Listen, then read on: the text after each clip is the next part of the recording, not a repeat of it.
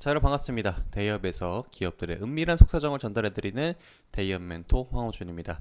자, 오늘 제가 한국 내화에 대해서 다뤄보도록 할 건데, 제가 타이틀 제목을 철강업계 비상사태라고 적어놨습니다. 왜 이렇게 호들갑을 떨고 있는지, 한국 내화가 도대체 어떤 상황인지 알아보도록 할 건데, 크게 두 가지 주제로 관통할 거예요. 주요 소비처인 중국의 부동산 침체가 어떻게 영향을 끼쳤는지, 그리고 글로벌 정세 변화에 따라서 정확하게는 철강업계가 어떤 영향을 받는지 이것에 대해서 알아보도록 하겠습니다. 바로 본 내용 시작할게요.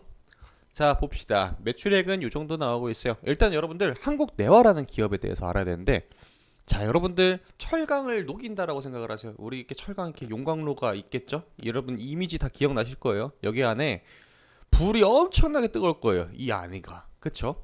몇 천 도로 철강을 녹이잖아요. 그럼 이걸 얘가 녹아버리면 안 되잖아요. 이 틀 자체가. 이걸 만드는 게 내화로라고 해요. 보통 불화자에 내성이 있는, 그러니까 불에 내성이 있는 애들을 내화로라고 하거든요.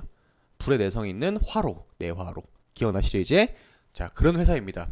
아무튼 매출액을 보시면 933억 원 기록을 했고요. 영업이익은 다행히 흑자입니다. 연년도 영업이익을 보았을 때, 연 매출로 보았을 때 꾸준하게 성장은 해요. 그러니까 이게 수요는 계속해서 있다라는 겁니다. 분기에 따라서 이런 식으로 이제 출렁출렁 하는데, 다행히 한국 내화 같은 경우에는 내화로 내화재를 만드는 뭐 그런데, 이제 우리나라 이제 포스코 퓨처엠 그리고 조선내화 이 세 가지가 이제, 그리고 한국내화, 이렇게 쓰리톱이라고 보통 불러요. 철강 시장에서, 내화재 시장에서. 이게 점유율이 한 80% 되고 나머지가 이제 좀 더 나눠 갖는 이런 형식으로 가고 있기 때문에 매출액은 나쁘지 않습니다. 매출액은 나쁘지 않은데 지금은 전반적으로 철강업계가 상당히 힘든 기간에 계속해 연속을 가고 있을 가능성이 매우 높다라는 겁니다. 그럼 여러분은 지금 당장은 2020년도부터 2023년도까지는 꾸준하게 버텼지만은 앞으로는 어떻게 될지는 모르는 거예요. 그래서 매출액 자체가 천천히 지금 떨어지고 있는 그러한 그림을 보여주고 있죠. 자, 그러면 도대체 왜 어떤 요인에서 이렇게 철강 시장이 힘들다라는 얘기가 계속해서 이어지느냐?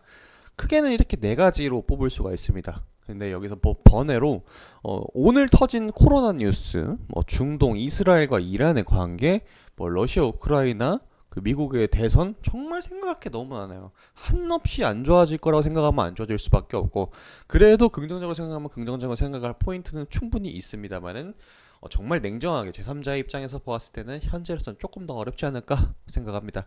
첫 번째 주제입니다. 중국의 내수 침체 그리고 부동산 시장의 급속 하락, 이거에 대해서 얘기를 해보도록 할게요. 자, 2022년 헝다 사태라고 우리는 잘 알고 있는 그 에버그란데 부동산 회사죠. 여기가 이제 부채 규모가 206조 원짜리가 있는데, 요게 디폴트 못 갚겠습니다, 나몰라라 해버리는 겁니다. 그래서 어떻게 되느냐, 중국의 부동산 시장이 박살났습니다. 박살났어요. 정말 어떤 일이 일어났을까요 여러분들? 일단은 여러분들 잘 생각을 해봅시다. 건축 시장, 건설 현장은 여러분들 분명히 지나갔을 거예요. 지나갈 때 보면은 막 파란색 호로천 되어져 있고 막 철근 이렇게 올라가고 있잖아요. 그것만 해도 철근이 상당히 많이 들어갑니다. 자, 그런데 그러한 신축 건물이 안 생겨요.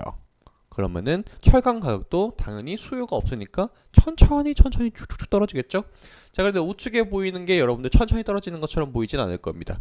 쫙 해서 팍팍 떨어져가지고 또 한번 반등하는 듯 하다가 또 떨어지고, 이게 현재 여러분들 2022년도부터 시작을 했는데 지금까지도 유지가 되고 있습니다. 지금까지도. 그래서 이 타격이 현재 미국 시장, 뭐 중국 시장, 전 세계적으로 다 영향을 끼치고 있는데, 특히 원자재 시장에서는 우리나라는 바로 옆에 있는 중국에다가 수요가 없으니까 이게 상당히 중요하다라는 겁니다.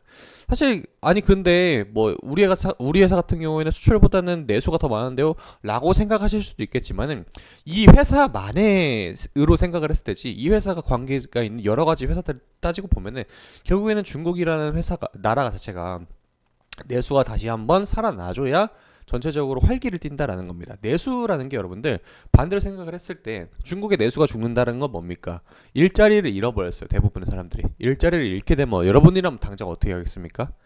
쓰는 걸 줄이겠죠? 쓰는 걸 줄이면 어떻게 돼요? 시장에 그 쓰는 걸 줄이는 게 나 혼자면 괜찮아요.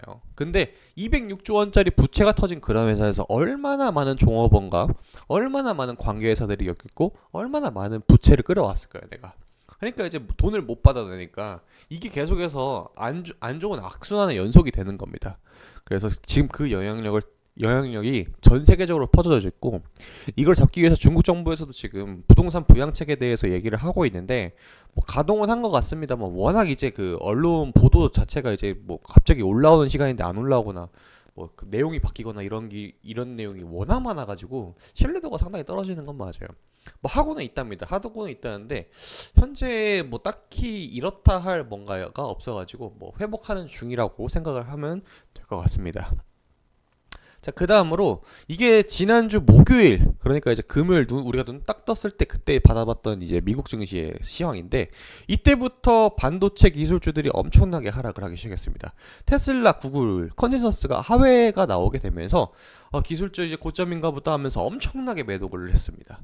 그러고 나서 그 다음날 다시 언제 그랬냐 또 회복하다가 또 떨어지고 또 회복하고 또 떨어지고, 이거를 지금 두 번 정도 반복을 했거든요. 그러니까 시장에 대부분의 사람들, 개인 투자자분들은 여기서 이제 손절 하다 보니까 아마 지금 시드가 많이 갈려 있을 겁니다. 지금 그런 상황이에요. 그런데 사람들이 여기서 신규 투자를 하겠습니까? 안 하죠.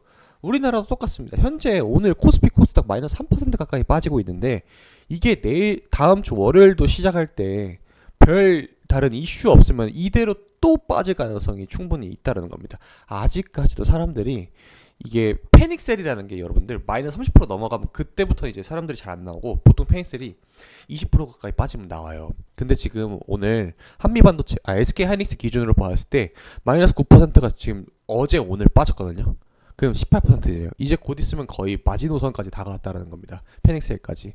그래서 여러분들 제가 드리고 싶은 말은, 전반적으로 보았을 때 철강업계 자체도 힘든 것도 맞지만 시장 자체가 안 좋아요. 이게 다 딱 합쳐지게 되면은 코스피 코스닥이라 해가지고 미국 증시라 해가지고 버틸 수 있는 게 아닙니다.